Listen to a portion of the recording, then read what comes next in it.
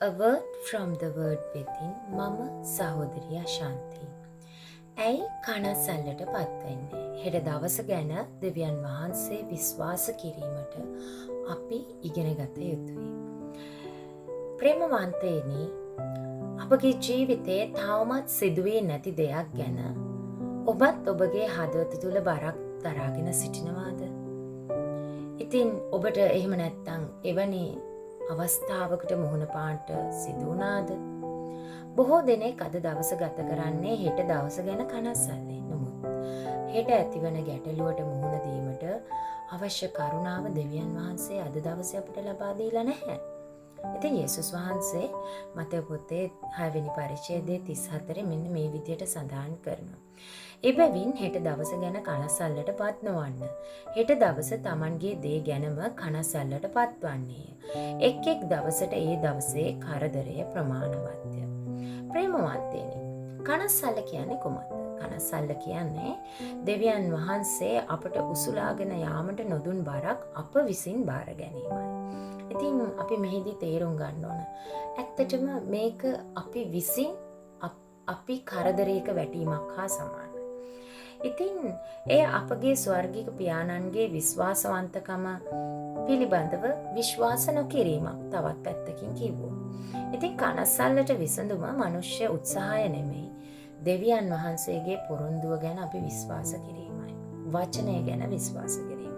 ඉතින් ප්‍රේමවන්තයනි, මේ උදෑසන 1 පේත්‍රස් 5:7 අපි කියවන අවස්ථාවේදී අපිට තේරුම් ගන්න පුළුවන් සත්‍යතාවයක් නම් ඔබගේ සියලු කනස්සල්ල උන්වහන්සේ පිට තබන්න. මක් නිසාද? උන්වහන්සේ ඔබ ගැන සැලකිලිමත් වනසේක. ඉතින් ප්‍රේමවන්තයනි, මෙහි ඇති අපූර්ව ගනුදෙනුවක්, එහෙමත් නැත්නම් හුවමාරුවක් අපිට සැලකිල්ලට ගන්න පුළුවන් මේ අවස්ථාවේදී. ඒ කුමක්ද කියනවනම්, අපි අපගේ කනස්සල්ල මෙහිලා දෙවියන් වහන්සේට බාර දෙනවා වගේම ඒ අවස්ථාවේදී උන්වහන්සේ අපිව දරාගෙන යාමට අවශ්‍ය කනස්සල්ල තුළ අපම දරාගෙන යා හැකි කරුණාව උන්වහන්සේ ලබා දෙනවා. ඉතින් අපි අපගේ බිය සහ චිත්ත කලබල, අපගේ හදවත තුළ තියෙනා කැළඹීමේ වාතාවරණය උන්වහන්සේට බාර දෙන අවස්ථාවේදී උන්වහන්සේ තමන් වහන්සේගේ සමාදානය අපිට ලබා දෙනවා. ඉතින් ප්‍රේමවන්තයනි, අද දවසේ ඔබ අප සැම සැලකිල්ලට ගත යුතු කාරණාවක් නම් යාඥාවෙන් අපගේ කනස්සල්ල ස්වාමින් වහන්සේට බාර දෙන්න.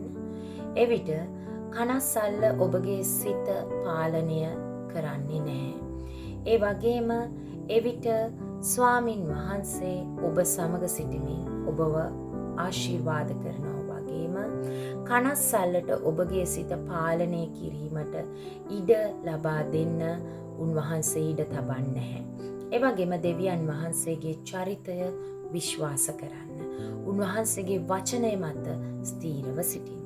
එවිට උන්වහන්සේ තුලින් පමණක් දිය හැකි සමාදානය ඔබට ලැබෙනවා නිසකයි. සැමට ජේසු පිහිටයි. ස්වාමින් වහන්සේ ඔබව ආශිර්වාද කරන සේක්වා.